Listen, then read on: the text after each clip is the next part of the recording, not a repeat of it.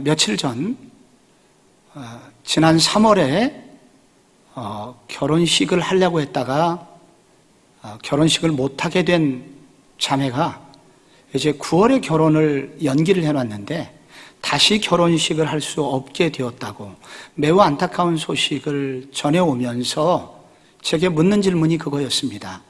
목사님, 다시 결혼식을 할 수 있을까요? 그 가정은 트라우마가 생겼습니다. 자꾸만 연기가 되니까 결혼식을 다시는 할 수 없을 것 같은 염려와 근심과 걱정이 생기게 된 것입니다. 그런데 결혼식에 가고 싶은 것은 그 가정만은 아닙니다. 우리도 결혼식에 가고 싶어요. 가서 축하하고 함께 기뻐하고 식사도 하고 차도 마시고 함께 즐거움의 시간을 나누고 싶지만 지금은 언제 그런 날이 올지 막막하기만 합니다. 이것이 결혼식만은 아닙니다. 지난 2월에 예정되었던 졸업식들이 줄줄이 취소되면서 우리 자녀들을 위해서 혹은 손주들을 위해서 준비했던 꽃다발들이 다 의미 없게 되었습니다. 입학식의 즐거움도 누릴 수 없게 되었습니다. 지금 우리 칠순잔치, 팔순잔치, 돌잔치 하나도 할 수 없게 되면서 우리들의 삶의 즐거운 축제, 이 페스티벌이라는 개념이 사라져버리게 되는 그런 상황이 되었습니다. 우리는 다시 그런 축제의 날을 맞이할 수 있을까요? 다시 결혼식에 갈 수 있는 그런 날이 올까요? 심지어 지난 몇 주간 장례를 치르면서 마음껏 위로할 수 없는 상황도 저는 맛보았습니다. 우리가 마음 놓고 위로하고 격려할 수 있는 그런 시간이 정말 다시 올까요? 이것이 저 자신에게 던진 질문이고 또 제가 자주 받는 질문이기도 합니다. 오늘 이러한 질문에 대하여 시인 다윗, 이스라엘의 왕이었던 다윗은 오늘 시편 30편을 통해서 우리에게 한 가지 해답의 힌트를 주고 있습니다. 다윗도 한때 이렇게 결혼식을 전혀 꿈꿀 수 없었던 절망의 시간을 보냈다가 모든 것이 회복되어서 축제에 참여한 이후에 지은 시, 이것이 시편 30편이기 때문입니다. 다윗이 아팠습니다. 12절에 보면은 고치셨나이다 라고 다윗이 고백합니다. 이 아픔으로부터 고침을 받았으니 그는 병에 걸린 것이죠. 병의 정도가 3절에 나옵니다. 스올이라는 단어가 나오고 무덤에 내려가는 것과 같다고 표현을 하고 있습니다. 스올은 구약 백성들이 가장 깊숙한 땅의 깊이에 저 밑에 있는 시면을 말합니다. 지옥의 다른 표현입니다. 이 무덤은 다윗이 죽지는 않았으니까 거의 죽을 뻔했던, 죽음의 코앞에 있었던 그러한 확률 거의 제로에 가까운 그러한 죽음의 병에 그가 걸렸었다는 것입니다. 그런 깊은 아픔 속에 있었는데 그가 그 죽음으로부터 건짐을 받고 난 이후에 오늘 이 시편을 쓰게 된 것입니다. 그런데 시편은 은유가 많아요. 그래서 이 병으로부터 고침을 받았다는 뜻은 어떤 역경이나 고난이나 죄나 어떤 영적이고 정신적인 이러한 깊은 아픔으로부터 고침받았다는 사실을 폭넓게 담지를 하고 있는 그런 단어가 병이고 고침받았다는 그런 단어인 것입니다. 그래서 오늘 이 시인 다윗의 고백은 어떤 특별한 고난, 죽음 같은 어떤 아픔, 사람과의 정말 해결할 수 없는 깊은 아픔, 그런 지경에 처했을 때 그것으로부터 벗어난 이후에 시를 쓰고 있는 것입니다. 그가 그런 고난을 당했을 때 그가 입었던 옷이 나와요. 11절에 나옵니다. 주께서 나의 슬픔이 변하여 내게 춤이 되게 하시며 나의 베옷을 벗기고 기쁨으로 띠띠우셨나이다. 여기 슬픔이라는 단어가 나오고 베옷이 나옵니다. 베옷은 상복입니다. 장례식장에서 입는 옷을 말하는 거예요. 다윗은 죽을 준비를 해야만 하는 그런 상황에 처해졌었던 것입니다. 그런데 슬픔이 변하여 그리고 춤이 되었고 베옷을 벗기고 기쁨으로 띠띠우셨답니다. 여기 급격한 변화가 생기게 됩니다. 다윗에게 이런 변화가 오게 된 것입니다. 슬픔이 변하여 춤이 되었다 할 때 이 춤은 총신대 전 구약학 교수였던 김정우 교수는 이 춤을 공동체가 함께 추는 춤이라고 해석하였습니다. 그러니까 우리나라로 하면 강강수월래 같은 거예요. 그 마을 사람들이 전부 다 모여갖고 어깨 춤을 추면서 손을 잡으면서 강강수월래 하면서 그렇게 어떤 기쁨을 표현하고 어떤 승리를 노래하던 것처럼 이 시인 다윗이 죽음의 병으로부터 고난으로부터 건진받은 이후에 그는 많은 이 공동체 식구들과 함께 이 기쁨의 춤을 추게 되었다는 것입니다. 여기 기쁨의 띠를 띄우셨다는 이 기쁨의 띠는 결혼식을 이스라엘 백성들이 결혼식장에 갈 때 입는 옷의 마지막 절차를 기쁨의 띠입니다 라고 표현합니다. 드레스를 입으면 마지막 끈을 묶는 것처럼 이 기쁨의 띠를 띠면 결혼식에 갈 수 있는 그 의복이 되는 거예요. 다윗은 결혼식에 참여할 수 있게 된 것입니다. 결혼식장에 가서 마음 놓고 축제를 할 수 있는 그런 축복의 시간을 다시 만나게 된 것입니다. 그래서 오늘 이 시편 30편은 이 질문, 결혼식에 다시 갈 수 있을까요? 하는 이 질문에 대하여 실마리를 제공하고 있는 것입니다. 하나님께서는 우리 성도들에게 언젠가, 아니 반드시 결혼식에 갈 수 있는 날을 허락해 주신다는 것입니다. 다시 슬픔이 변하여 춤을 출 수 있는 날, 공동체가 함께 이런 축제에 참여할 수 있는 날을 허락해 주신다는 것입니다. 어떻게 가능할까요? 오늘 시인 다윗이 그 과정을 소개하고 있는 것입니다.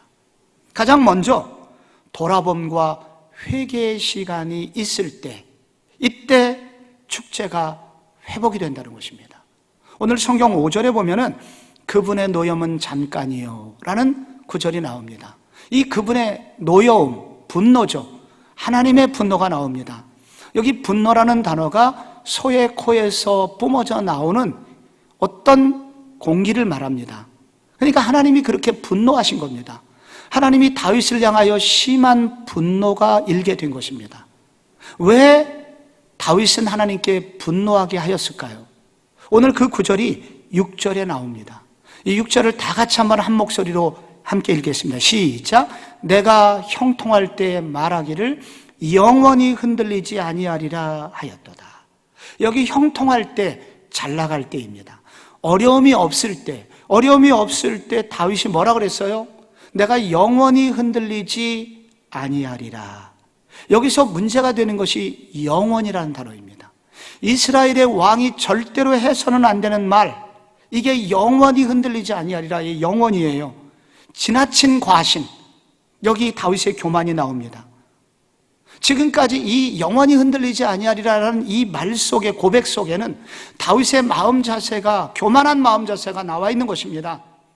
지금까지 내게 주신 이 지금 내가 누리고 있는 이 모든 이 번영이 바로 나의 성실함을 통해서 온 것이다. 그리고 이 번영은 영원히 계속될 거야 하면서 마음 한켠에서 하나님을 제외시키고 하나님을 소외시킨 마음의 자세인 것입니다. 하늘을 찌르는 교만, 자만이 여기 있는 것입니다. 다윗이 몰락한 이유가 뭐예요? 하나님이 분노를 뿜어내는 이유가 뭐예요? 그의 이와 같은 교만 때문입니다. 그에게 축복이 왔을 때, 그가 형통했을 때 축복을 주신 하나님을 잊어버리게 된 것입니다. 이 모든 것이 나의 성실함 때문이었다고 말하고 싶어진 것입니다. 여러분, 이 다윗의 교만이 한 걸음 더 나가서 7절에 또 이렇게 표현됩니다. 여호와여 주의 은혜로 나를 산같이 굳게 세우셨더니 주의 얼굴을 가리심에 내가 근심하였나이다.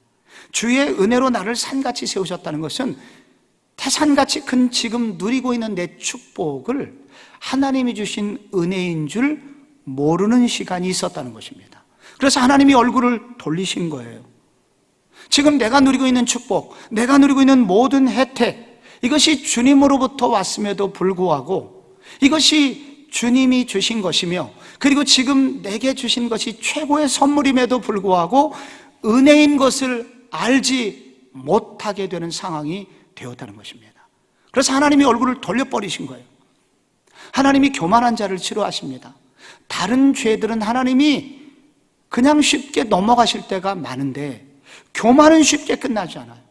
교만한 자들은 하나님이 대적하십니다. 하나님이 교만을 왜 이렇게 싫어하실까요? 교만은 지금까지 내게 주신 모든 것에 하나님의 일하심을 외면하고 부정하는 것이기 때문입니다. 그래서 교만은 이 교만하게 되면은 교만한 사람 옆에 있는 사람이 엄청난 상처를 받게 됩니다. 부부 사이에 해서는 안 되는 최악의 언어가 있습니다. 여러분, 어떤 말을 할 때 가장 상처를 주는 말일까요? 당신이 그동안 한 것이 뭐야? 이 말 속에는 그동안 지난 오랜 세월 동안 아내에 했던 수고, 남편이 했던 헌신을 완전히 무시한 지나간 과거의 모든 상황을 부정하는 거예요. 그래서 그의 인생을 부정하는 것입니다. 이것은 돌이킬 수 없는 아픔을 줍니다. 자녀가 부모를 향하여 꽂는 가장 아픈 가슴 아픈 비수가 있다면 뭘까요? 엄마 아빠가 해준 게 뭐야? 지금 내가 그래도 가지고 있는 것은 내 노력으로 얻은 거야. 이건 절대 동생 못 줘. 여러분, 그 말 속에는 지나간 날 부모의 눈물과 헌신, 모든 사랑을 다 부정하는 거예요. 이게 자만은 한 걸음 더 나가서 과거를 부정할 뿐만 아니라 지금 내게 주신 것이 축복인 것도 모르게 됩니다. 이것도 외면하게 됩니다. 그래서 교만한 사람은 자기의 분수를 몰라요. 그래서 자기에게 넘치는 은혜가 주어져 있음에도 불구하고 이것이 은혜인 줄 모르는 것입니다. 그래서 교만한 사람들에게는 특징이 있어요. 먼저 입술에 특징이 있어요. 감사가 없습니다. 늘 불평이 있어요. 감사하다는 말이 없어요. 간단한 말로의 감사일지는 모르지만 내면에 깊은 감동이 되는 감사가 없어요. 또 하나의 특징은 주제 파악을 못해요. 내게 주어진, 현재 주어진 것이 최고의 축복임에도 불구하고 내가 갖지 못한 것에 대한 늘 비교가 있어요. 그래서 불만이 있어요. 지금 내게 주신 아내가 최고의 하나님이 주신 선물임에도 불구하고 내가 더 좋은 여자를 만날 수 있었는데, 내가 더 능력 있는 남편을 만날 수 있었는데, 이렇게 늘 내면에 불만이 있어요. 나를 대접해주지 않는 것에 대한 분노가 있어요. 이것이 교만한 사람의 모습입니다. 시인 다윗이 이런 교만의 시간이 있었을 때, 그래서 하나님이 얼굴을 돌리셨는데 어떻게 다윗이 회복되나요? 그에게 어느 날 고난이 찾아옵니다. 예기치 않는 병이 찾아옵니다. 그런데 어이가 고칠 수 없는 중병이 찾아옵니다. 그래서 죽음 직전까지 가게 되는 거예요. 그때 그 외로움과 처절함 속에서, 아픔 속에서 다윗은 비로소 깨닫게 되는 것입니다. 내가 죄인이었습니다. 내가 왕이었습니다. 주님, 제가 죄인입니다.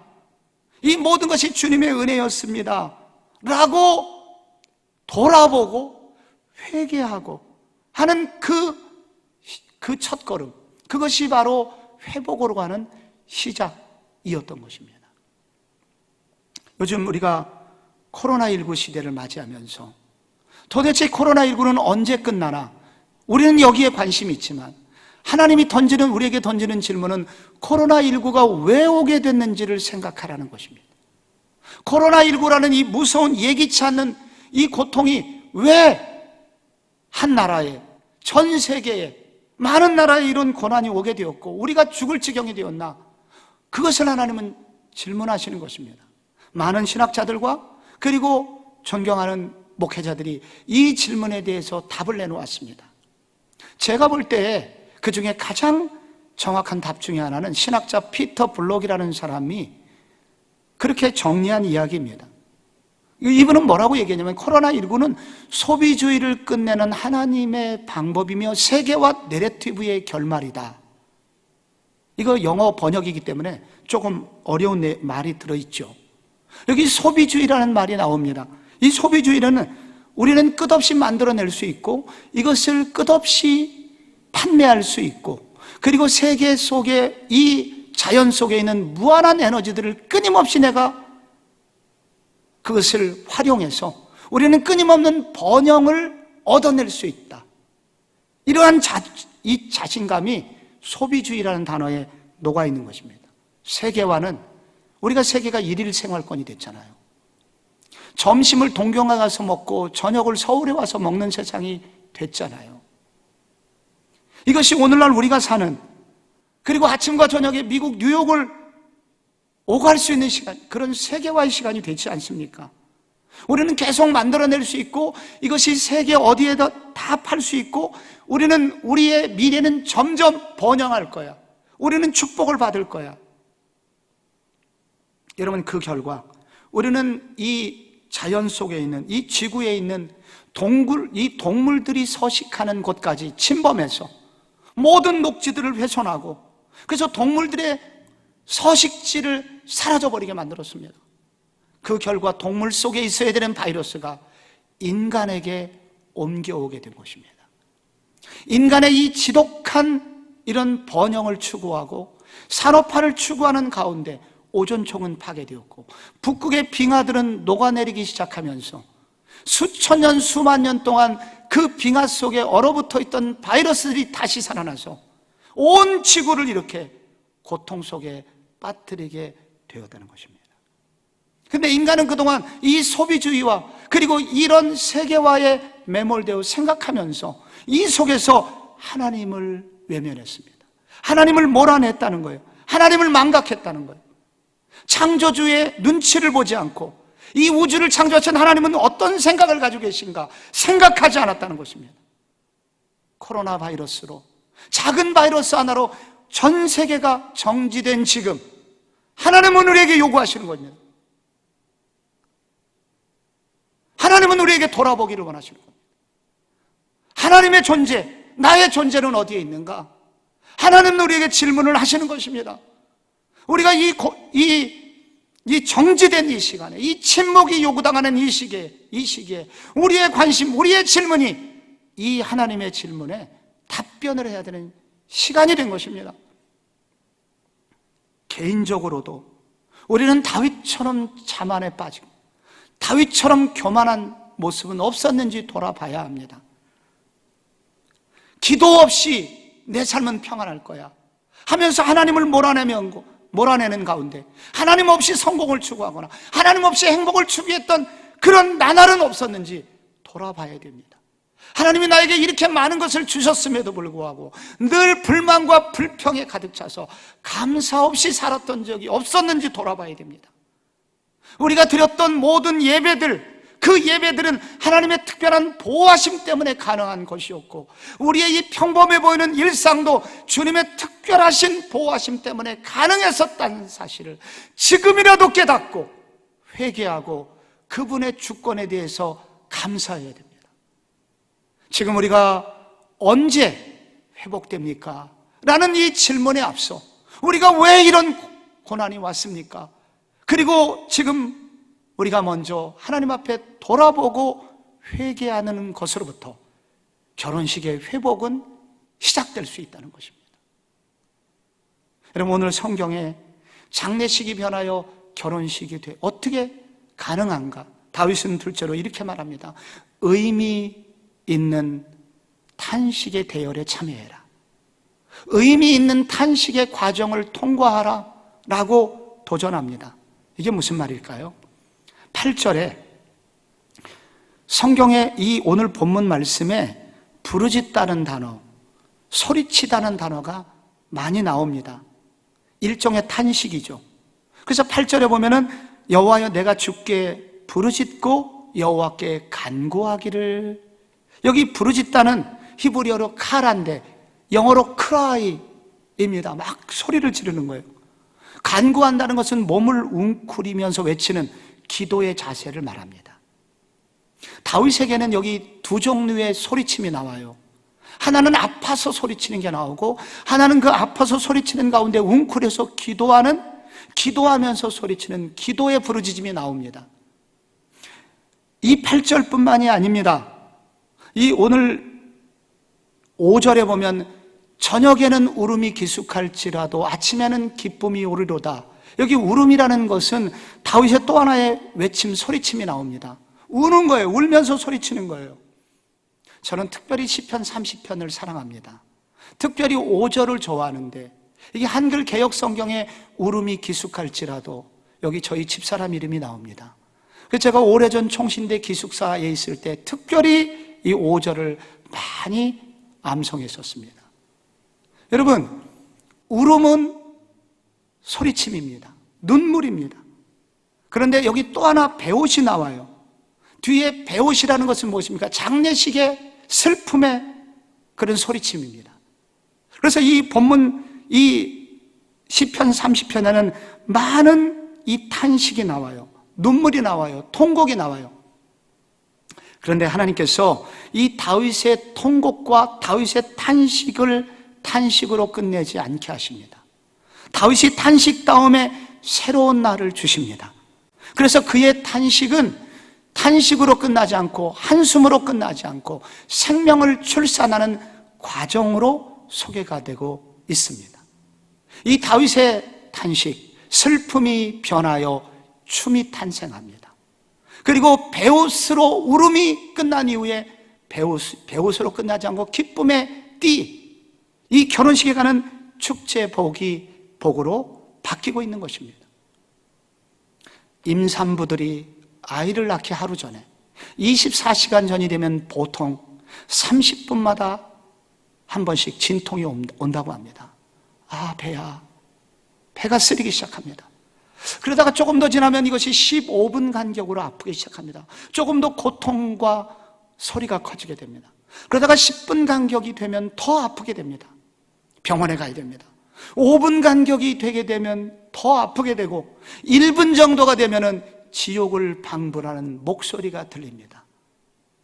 죽음을 방불하는 아픔이 들립니다. 괴성소리가 들립니다. 그 괴성소리의 마지막 끝자락에 또 하나의 소리가 들립니다. 응애하는 소리입니다. 새 생명이 탄생하는 탄생의 소리입니다. 새로운 생명체의 소리가 거기 들립니다. 그래서 임산부의 울부짖음, 임산부의 탄식은 새로운 생명을 불러오는 탄식입니다. 이거를 생명의 탄식이라고 그래요. 지금은 아프지만 소망이 있는 탄식이라고 그래요. 미래가 있는 탄식이라고 그래요. 그런데 다윗의 탄식은 그런 탄식이었다는 것입니다. 이 다윗은 고통 속에서 울부짖었지만은 탄식의 대상이신 하나님을 향하여 울부짖었기에 그의 탄식은 단순한 한숨으로 끝나지 않고 생명을 불러오는, 더 좋은 날을 불러오는 그런 축제를 일으키는 탄식이었다는 것입니다. 선지자 이사야 42장에 이 바벨론 포로로 끌려간 포로들이 다시 돌아올 것을 미리 믿으면서 그날이 오기 전에 이렇게 선지자 예사야는 탄식합니다. 내가 오랫동안 조용하고 잠잠하고 참았으나 내가 해산하는 어떤 여인같이 부르짖으리니 숨이 차서 심히 헐떡일 것이라. 선지자 이사야는 이렇게 탄식하였더니 하나님께서 바벨론 포로로부터 이스라엘 백성들을 건져주셨다는 것이죠. 생명의 탄식입니다. 출애굽기 2장 23절에도 이렇게 나옵니다. 이스라엘 자손은 고된 노동으로 말미암아 탄식하며 부르짖었다. 고된 고통으로 말미암아 그들의 부르짖음이 하나님께 이르렀다. 이스라엘 백성들의 고통스러운 탄식은 하나님을 향한 탄식이었기에 출애굽의 첫 걸음이 탄식으로부터 이제 시작이 됐다는 것입니다. 여러분, 계시록 7장에 보시면은 천국이 나옵니다. 흰옷 입은 사람이 누구냐? 이렇게 물었을 때 여러분, 거기서 천사가 이렇게 말합니다. 이는 큰 환난에서 나오는 자들인데 이 어린 양의 피에 그 옷을 희게 하였느니라. 여기 환난이라는 것은 이 탄식 소리가 포함된 단어입니다. 그래서 이 천국에 간 사람들은 운이 좋아 간 사람이 아니고 복권이 당첨되어서 그저 그냥 저절로 천국에 간 것이 아니라 예수를 믿었다는 이유 하나 때문에 많은 박해와 고난 속에서 탄식하고 고통했던 그 과정을 겪은 사람에게 주신 보상의 장소, 위로의 장소, 그게 천국이라는 거예요. 지난달 우리 교회 추천 도서에 월터 브루그만 신학자가 쓴 다시 춤추기 시작할 때까지 책을 제가 추천한 적이 있습니다. 이 책의 한가운데 이런 얘기가 나와요. 한번 좀 길지만 한번 좀 나누고 싶습니다. 어떤 아픔이나 통증이 없는 미래, 탄식 없는 미래는 있을 수 없다. 인간이 추구하는 유토피아는 고통 없이 날마다 위로하고 사치하고 편안함만을 만든 세계이다. 이런 곳은 결코 성경이 말하는 천국이 아니다. 이 땅에 수고와 아픔이 없는 천박한 결과들을 한번 돌아봐라. 쉬운 방법을 돈 버는 사람들의 결과를 봐라. 이 세상의 실생활에서 의미심장한 탄식을 제거했을 때 이 세상의 천박함을 한번 봐라. 그러면서 코로나19 얘기가 나옵니다. 이 코로나는 만남의 단절, 경제적 고통, 세계화의 붕괴, 이런 것 때문에 많이 아프지만 이곳에서 새로운 세계는 만들어지고 있다.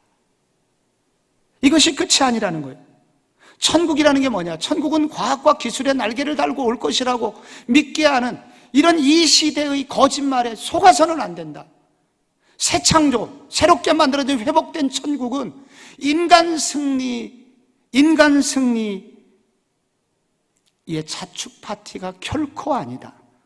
반대로 깊은 탄식과 아픔의 과정을 겪고 난 후에 오는 무엇이다 라고 그는 정리하였습니다. 지난주에 미국 캘리포니아 산불이 났습니다. 서울시 면적의 14배가 탔어요. 근데 지금은 여러분 여름이잖아요. 산불은 겨울과 봄 사이에 주로 오는데 왜 이렇게 여름철에 어마어마한 산불이 나게 된 것일까요? 비가 오지 않아서입니다. 계속 햇빛만 떴기 때문입니다. 여러분, 계속된 행복, 계속된 이 고민 없는, 탄식 없는, 눈물 없는, 여러분, 이 세상은 생명력 없는 세상으로 끝나버릴 수 있다는 것입니다. 오늘 우리에게 주어진 이 슬픔의 시간, 우리에게 준 고난의 시간에 우리가 해야 될 일이 있습니다. 성도가 해야 될 일이 있습니다. 그것은 의미 있는 탄식의 자리에 동참하는 것입니다.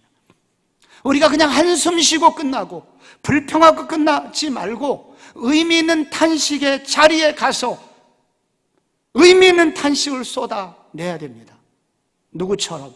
다윗처럼요. 지난주 우리는 특세 동안에 다윗이 동굴 속에서 끈질긴 부르짖음, 탄식하는 다윗의 모습을 보았습니다. 그 탄식의 결과 하나님은 통일왕국의 새로운 문을 다윗에게 열어주셨습니다.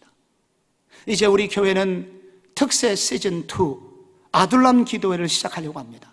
성도들을 개별적으로 개인적으로 본당에 초대하여 1시간 2시간씩 우리가 함께 좀 교회를 지키는 마음으로 기도하면서 그것이 릴레이로 연속되어서 함께 부르짖음으로써 탄식의 대열에 참여하고 이 탄식의 대열의 마지막에 마치 임산부의 고통 끝에 새 생명을 주시듯이 새로운 희망을 품고 새로운 축제를 열어주실 것을 믿는 마음으로 탄식의 대열에 그런 탄식의 대열에 동참해 주실 것을 여러분에게 부탁드립니다. 다윗은 오늘 우리에게 우리의 탄식은 의미 있는 탄식이며 의미 있는 탄식에 참여할 때 우리에게 새로운 생명을 주신다고 약속하고 있습니다. 여러분, 마지막으로 이 시의 결론은 서론에 나옵니다. 여러분, 다윗이 어떻게 됐을까요? 다윗이 결국 치유됩니다. 어떻게 치유될까요? 여러분, 1절 말씀을 보십시오. 우리 1절 말씀 한번 같이 읽습니다. 시작. 여호와여, 내가 주를 높일 것은 주께서 나를 끌어내사 내 원수로 하여금 나로 말미암아 기뻐하지 못하게 하심이니이다. 여기 나를 끌어내사라는 단어가 나옵니다. 이런 단어가 시편에 몇 번 더 나와요. 여기서 끌어낸다는 이 단어는 우물물을 깃다라는 단어입니다. 명사형은 양동이입니다. 그래서 저 두레박을 저 밑에 내려서 물을 길러 오는 것입니다. 이스라엘은 석회암 지대였기 때문에 물이 저 깊이 숨어 있기 때문에 우물이 깊어요. 저 깊은 우물 속에 있는 개구리가 이제 세상으로 나올 수 있는 확률은 거의 없습니다. 거기서 평생 살아야 돼요. 개구리가 밖으로 나올 수 있는 유일한 길이 있다면 무엇일까요? 두레박이 내려가는 것입니다. 그래서 그 두레박과 함께 올라오는 것이죠. 다윗은 확률 제로처럼 소망이 전혀 없는 그런 시간을 보내고 있었습니다. 그런데 하늘로부터 두레박이 내려옵니다. 다윗은 그 두레박에 오르게 되고, 그래서 그 두레박 속에 있는 물처럼 그 하나님의 은혜에 딸려 끌어올려져서 절망의 순간으로부터 벗어나게 되었다는 것입니다. 그래서 여기서 다윗의 하나님이 나옵니다.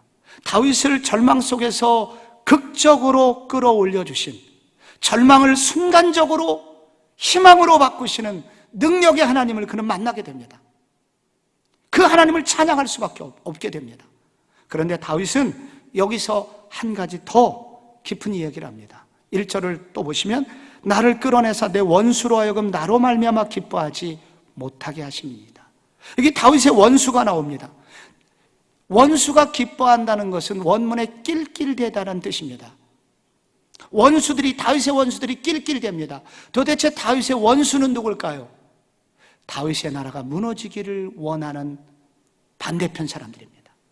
이방인들이 대부분이지만 내부에도 그런 사람들이 있었습니다. 그 원수들이 낄낄거립니다. 그런데 하나님이 그를 극적으로 두레박을 통해서 다윗을 끌어올리심으로 말미암아 다윗이 극적으로 회복되면서 원수들의 기대가 무너지고 원수들의 나라가 무너집니다. 그리고 다윗의 나라는 든든하게 세워집니다.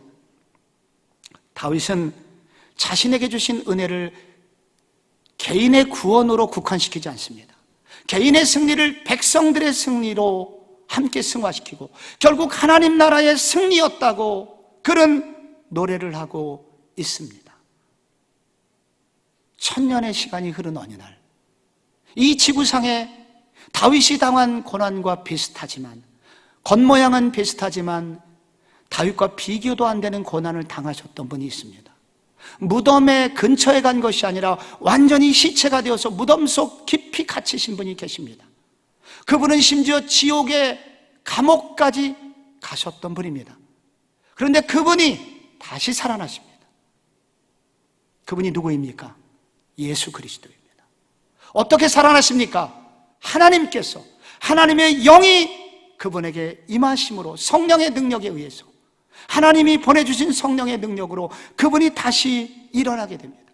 하나님이 저 깊은 절망으로부터 끌어올려 주십니다. 그래서 어떻게 하십니까? 예수 안에 있는 모든 자들을 살리십니다. 예수를 믿고 예수님과 함께 그분의 나라를 이루시기를 원하시는 모든 백성들을 끌어올려 주시는 것입니다. 그래서 오늘 이 다윗의 소망은 그리스도 안에서 이루어지게 되는 것입니다.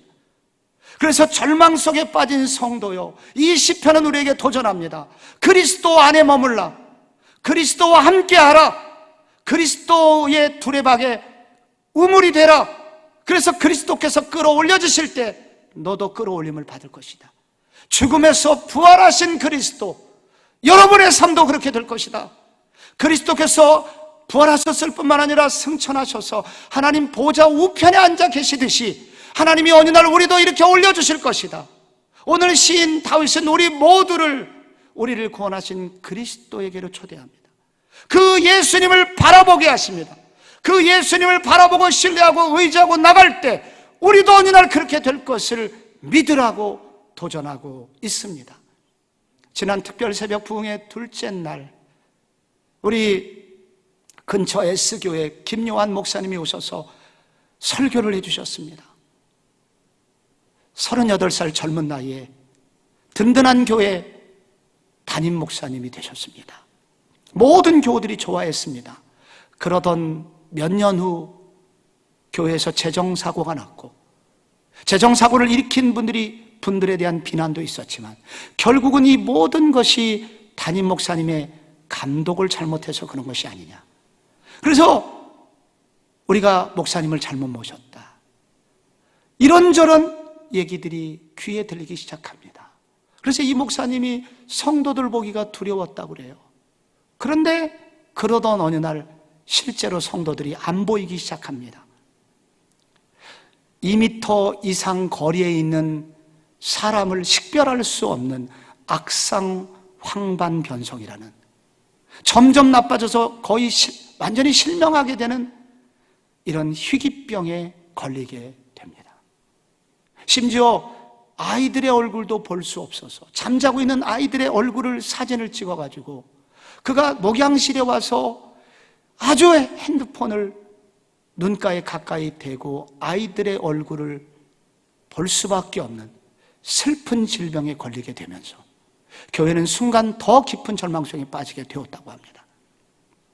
근데 이분의 간증의 후반전에 그랬던 교회가, 분열과 아픔을 겪었던 교회는 오히려 전성기 시절보다 더 좋은 교회가 되었고, 많은 이웃을 섬길 수 있는 교회가 되었고, 그리고 목사님도 이전보다 더 영광스럽게 쓰임을 받게 되었다고 간증하시면서, 내가 오늘날 우리 교회가 이렇게 된 이유는 시편 142편입니다.